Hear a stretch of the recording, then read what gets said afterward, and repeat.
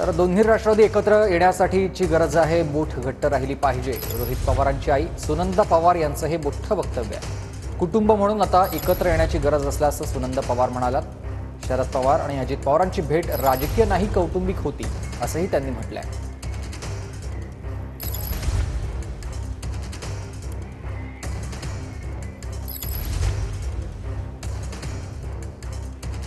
सुनंदा पवार आता आपल्या सोबत आहेत.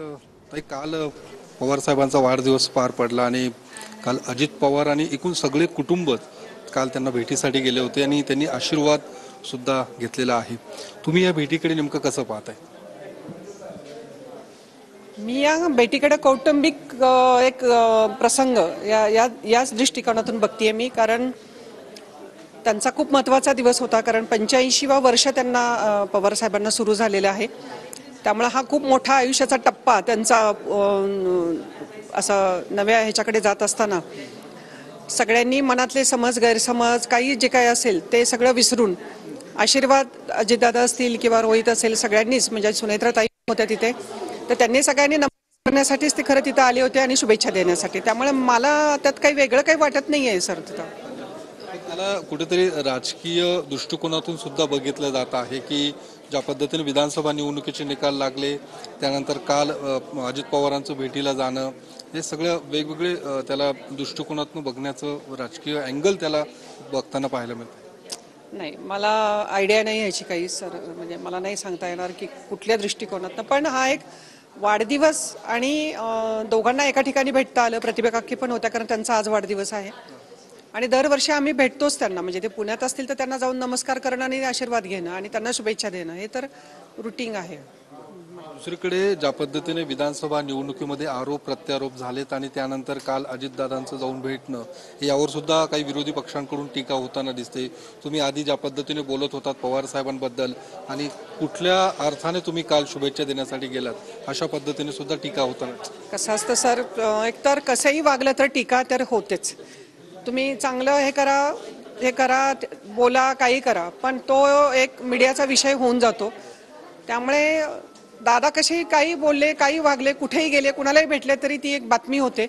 त्यामुळं तुम्ही त्याचं बातमी म्हणूनच सगळेजण बघताय तुम्ही त्याच्याकडे. मला नाही वाटत काही तसं त्याच्यात. काल ज्या पद्धतीने दादांनी पाऊल उचललं, भेटीसाठी गेलेला आहात, एक दुसरं असं की एकत्र येणार का, हा एक प्रश्न आता उपस्थित केला जाते. ज्या पद्धतीने दोन गट तयार झालेत की अजित पवारांचं गट, शरद पवारांचं गट, त्यामुळे हे दोन्ही गट आता एकत्र येतील का, हा एक प्रश्न होतो. तुम्हाला काय वाटतं की या भविष्यात तरी आता एकत्र येऊ शकतात? काही सांगता येणार नाही सर. यायला पाहिजे या दोघांनी आता तरी. कारण ज्या पद्धतीने निकाल लागले राजकीय कौटुंबिक दृष्टिकोनातून तरी एक असले तरी राजकीय दृष्टिकोनातून आता एकत्र येण्याची गरज आहे असं वाटतंय तुम्हाला? कुटुंबामध्ये मतभेद हे असतातच, सगळ्याच कुटुंबात आहेत. असं कुठं महाराष्ट्रामध्ये आणि देशामध्ये असं कुटुंब नाही की त्याच्या मतभेद नाही आहेत. मतभेद मिटतील, एकत्र येतील, भविष्यामध्ये येऊ शकतात. भविष्यामध्ये दोन्ही एकत्र काही माझंच याच्यामध्ये चर्चेचा विषय नाहीये कुठला. एकत्र यायला पाहिजे असं तुम्ही पाहिजे असं मला वाटतं, बाकी काही नाही. दुसरीकडे ही पण एक चर्चा सुरू आहे की दादा आता सत्तेसोबत आहेत, मात्र शरद पवारांनी सुद्धा सत्तेसोबत जायला पाहिजे किंवा तशा चर्चा काही झालेल्या आहेत किंवा तशा या पुढच्या काळात तुम्हाला वाटतं की पवार साहेबांनी सुद्धा आता सत्तेसोबत जायला पाहिजे, भाजपसोबत जायला पाहिजे? शेवटी तो साहेबांचा निर्णय आहे आणि 60 वर्ष ज्या माणसांनी राजकारणामध्ये काढलेली आहेत, तो निर्णय शेवटी तो त्यांचा राहणार आहे आणि ते घेणार आहे. त्यामुळे मी नाही सांगू शकत की नक्की साहेबांनी काय करावं किंवा काय करायला हवंय. दोन्ही राष्ट्रवादींनी तरी एकत्र यायला हवं हे तरी तुम्ही म्हणता की जे आज राष्ट्रवादीची दोन शकलं पडलीत ती एकत्र यायला हवं? मूठ जर घट्ट असेल तर त्याची ताकद राहते आणि आपण जर असे विखुरलेले राहू तर ती ताकद कमी होते.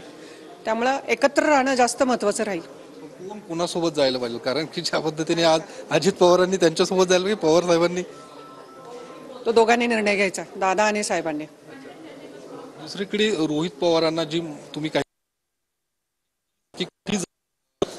मिळायला पाहिजे की राज्य पातळीवरची जबाबदारी तरी ज्या पद्धतीने रोहित पवारांचं काम आहे, तुम्हाला वाटतं की या आता जी काही परिस्थिती आहे, राजकीय परिस्थिती आहे, या सगळ्या परिस्थितीमध्ये रोहित पवारांना पक्षाकडून मोठी जबाबदारी मिळायला पाहिजे? रोहित पवारच असे नाही की जे नवे उमदे काही आमदार निवडून आलेले आहेत, ज्यांचे विचार, शिक्षण आणि वेगळं त्यांची विचारधारा आहे. मला वाटतं की या मुलांना थोडं संघटनेचं कामाची जबाबदारी जर मिळाली तर हा पक्ष चांगल्या पद्धतीने परत एकदा उभा राहू शकतो. हेच माझं म्हणणं होतं. रोहित एकटा असं नाही, रोहित बरोबर अनेक तरुण मुलं आता तरुण आमदार निवडून आलेले आहेत. त्यांच्यावर जर जबाबदारी दिली तर आणखीन थोडासा चांगल्या वेगाने, स्पीडने आपण हा पक्ष परत एकदा उभा करू शकतो. नवीन चेहऱ्यांना संधी देण्याची चेहऱ्यांना संधी मिळावी. रोहित दादांना काय काय संधी रोहित पवार काही असं वाटतं? साहेब ठरवतील. धन्यवाद. तर सुनंदा पवार होत्या या